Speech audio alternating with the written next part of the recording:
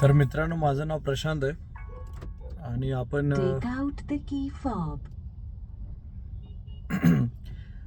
सध्या मी बसलो आहे माझ्या नेक्सॉन EVमध्ये EV 3.0 जे 2024चं मॉडेल आहे, 2023-24चं. यामध्ये आता एक इश्यू झाला आहे. मी थोडा पास्ट हिस्ट्री सांगतो. गाडी घेऊन मला 5 महिने झाले. 5 महिन्यामध्ये मी ऑलमोस्ट 19,000 किलोमीटरचं रनिंग केलेलं आहे.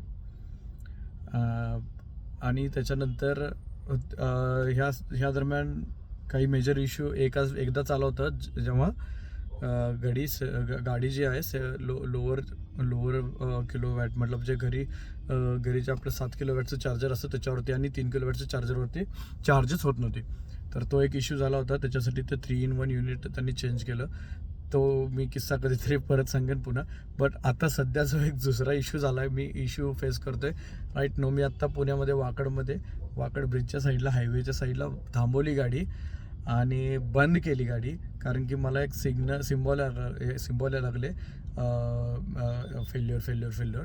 आणि ब्रेकसुद्धा लागत नव्हता. मी म्हणजे सडनली गाडी रेस व्हायची, मला ब्रेक अचानक दाबावं लागायचं जोरात वगैरे इश्यू व्हायला लागले. त्यामुळे काय, मी साईडला गाडी घेऊन थांबवली. मला थोडंसं हिंट आली होती की काहीतरी इश्यू आहे आणि गाडी आता चालू होणार नाही आहे बंद पडल्यानंतर. त्याच्यामुळे मी गाडी रोडच्या साईडला घेतली ट्रॅफिकमध्ये न अडकता, आणि आता गाडी रोडच्या साईडला मी गाडी बंद करून पुन्हा चालू केली. त्याच्यानंतर गाडी रेडी कंडिशनला, म्हणजे इग्निशन ऑन होतं आहे, पण गाडी ड्राईव्ह मोडमध्ये जात नाही ना, पार्किंग मोडमध्येच राहते. गाडी जागची 1 इंचसुद्धा हलत नाही आहे. ठीक आहे, मी तुम्हाला ॲक्च्युअल दाखवत होता.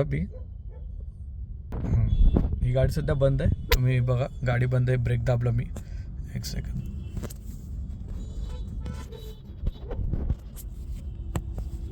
गाडी सध्या बंद आहे. मी ब्रेक दाबलेला आहे.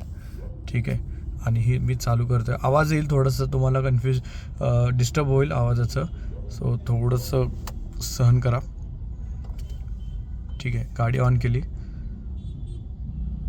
तुम्ही बघू शकताय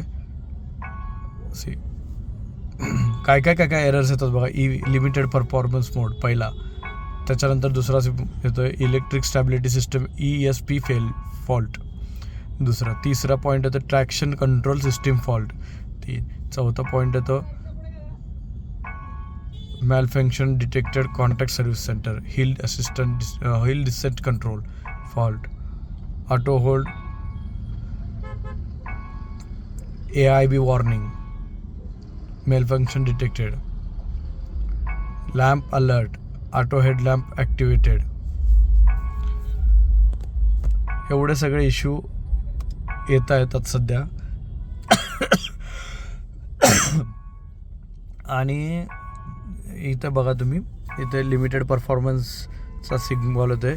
इथं प्रत्येक वेळी सिम्बॉल चेंज होतं. ज्याचं इश्यू आहेत, फेल झालं सिस्टम, त्याचा इश्यू आहे.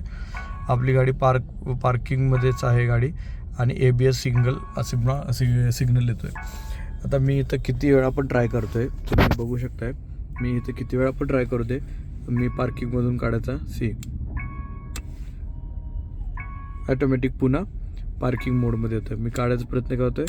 इथं बघा, पार्किंग न्यूट्रल होते, पार्किंग मोडमध्ये जाते गाडी. पार्किंग मोडमधून बाहेरच जात नाही आहे, न्यूट्रलच राहते गाडी. अजिबात इकडची तिकडे हालत नाही.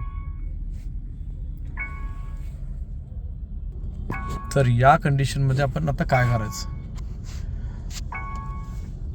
यात एक गोष्ट करू शकतो आपण. मी आता काय केलं, मी टाटा मोटरच्या ऑनलाईन कस्टमर केअरला फोन केला. तिकडे फोन केल्यानंतर त्यांना सांगितलं ही सिच्युएशन आहे, आणि ही त्यांच्यासाठी पण नवीन नाही आहे. प्रत्येक गाडीमध्ये ऑलमोस्ट मी जेवढ्या गाड्यांचा ओनरशी बोललो, त्यांना सगळ्यांना हा इश्यू आय थिंक ऑलमोस्ट येऊन गेलेला आहे. तर त्यांनी मला सर्व्हिस सेंटरमधून कस्टमर केअरशी बोलल्यानंतर त्यांनी मला लोकल जे कोणी सर्व्हिस प्रोव्हायडर आहेत त्यांच्याशी कॉन्टॅक्ट करून दिला. तर ते येत आहेत आता इथं चेक करायला गाडी काय इश्यू झाला. त्यांचाही फोन आला होता, त्यांच्याशी मी बोलून घेतलं. तर ते येत आहेत. आल्यानंतर मग आपल्याला कळेल गाडी इथं प्रॉब्लेम सॉर्ट होणार आहे की गाडी घेऊन टो करून सर्व्हिस सेंटरला जावं लागेल.